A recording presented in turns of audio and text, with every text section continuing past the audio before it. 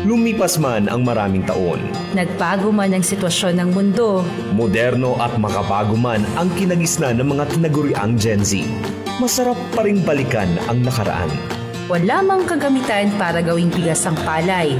Ang galing sa pagbayo ng ating mga ninuno ang dahilan kung bakit hindi nagugutom ang mga Pilipino o Kidapawenyo.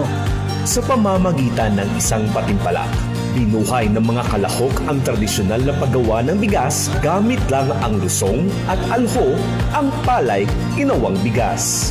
Sa tulong ng lakas ng mga bisig ng ating mga ninuno, napakasarap kumain, lalo pa at ang kanin ay pinagpawisan at ginugulan ng lakas at pagmamahal.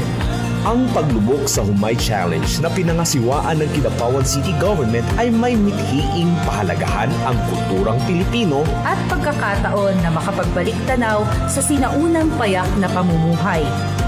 Sa Kidapawan Timpupu Festival, kultura at tradisyon, sinasabuhay at pinapahalagahan.